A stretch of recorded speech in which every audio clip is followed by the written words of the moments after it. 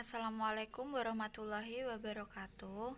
Kami dari kelompok 4 akan menjelaskan materi ketetapan dalam menjelaskan konsep dasar komunikasi kesehatan yang beranggotakan Andika Ilham, Alvin Putri, Ayuni Utami, Tifal Nabila, dan Kurotun Nafila. Pengertian komunikasi. Komunikasi berasal dari kata communicare yang artinya adalah berpartisipasi atau memberitahukan, atau komunis yang artinya milik bersama atau berlaku di mana-mana. Komunikasi mempunyai pengertian sebagai berikut. Pertukaran pikiran untuk menciptakan rasa saling mengerti dan percaya demi mewujudkan hubungan baik antara seseorang dengan yang lain. Pertukaran fakta, gagasan, opini, atau emosi antar dua orang atau lebih. Hubungan yang dapat dilakukan melalui surat, kata-kata, simbol, atau pesan agar dapat saling tukar-menukar arti dan pengertian terhadap sesuatu. Komunikasi adalah proses penyampaian dan penerimaan pesan dari seseorang yang dibagi kepada orang lain. Berkomunikasi berarti membantu menyampaikan pesan untuk kemudian diketahui dan dipahami bersama. Pesan dalam komunikasi digunakan untuk pengambilan keputusan. Tujuan komunikasi kesehatan menurut Alo Liliweri dibedakan menjadi dua, yaitu tujuan strategis dan tujuan praktis.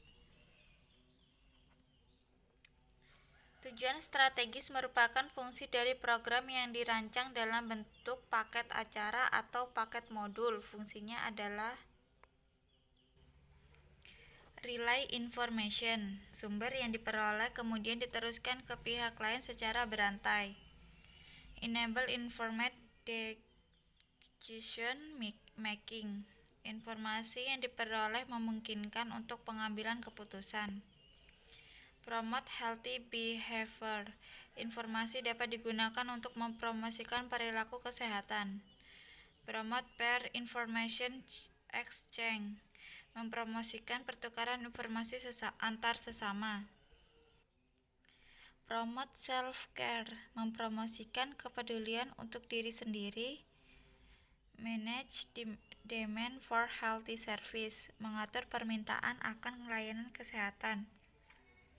Tujuan praktis menurut Taibi Kahler digunakan untuk meningkatkan kualitas sumber daya manusia melalui pelatihan dan pendidikan. Syarat penyampaian komunikasi. Syarat-syarat komunikasi yang efektif, saling menghormati, empati, dapat didengarkan atau audible, kejelasan atau clarity, rendah hati atau humble. Untuk membangun komunikasi yang efektif, berikut ini ada hal-hal yang sebaiknya diperhatikan. Kontak mata, ekspresi wajah, postur tubuh. Unsur komunikasi, sumber pesan, media atau channel penerima, pengaruh atau decoding, umpan balik atau feedback, lingkungan, gangguan.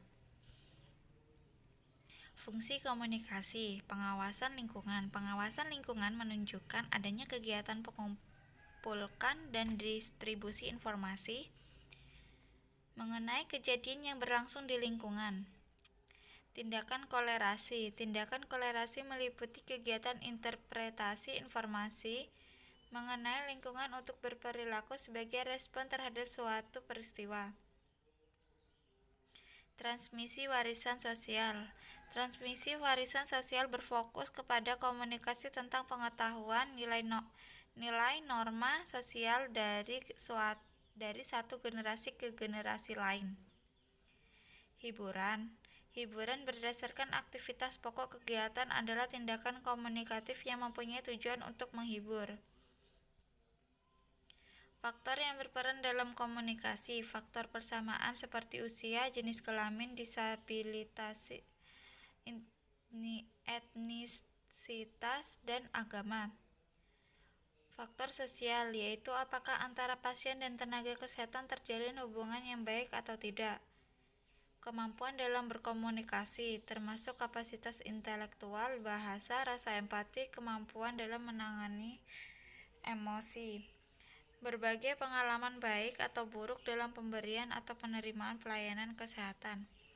Kemampuan dalam berkomunikasi nonverbal seperti kontak mata, gerak tubuh, ekspresi wajah, nada, suara, sentuhan, kedekatan, serta tanda-tanda atau isyarat. Fokus dan berkonsentrasi saat berkomunikasi. Bersikap profesional, lingkungannya mendukung dan nyaman, misalnya tersedianya tempat duduk pada tempat pelayanan kesehatan, tidak ada hal-hal yang sifat mengganggu. Definisi komunikasi kesehatan merupakan bagian dari komunikasi antar manusia yang memiliki fokus pada bagaimana seseorang individu dalam suatu kelompok atau masyarakat menghadapi isu-isu yang berhubungan dengan kesehatan serta berupaya untuk memelihara kesehatannya, atau Nordhaus dalam Noto Atmojo 2005. Komunikasi kesehatan adalah usaha yang sistematis untuk mempengaruhi secara positif perilaku kesehatan individu dan komunitas masyarakat dengan menggunakan berbagai prinsip dan metode komunikasi, baik komunikasi interpersonal maupun komunikasi massa. Komunikasi kesehatan meliputi informasi tentang pencegahan penyakit, promosi kesehatan, kebijakan pemeliharaan kesehatan, regulasi bisnis dalam bidang kesehatan yang sejauh mungkin mengubah dan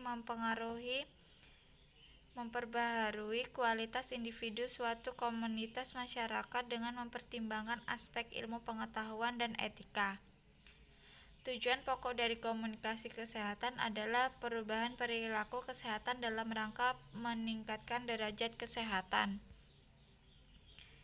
Ruang lingkup.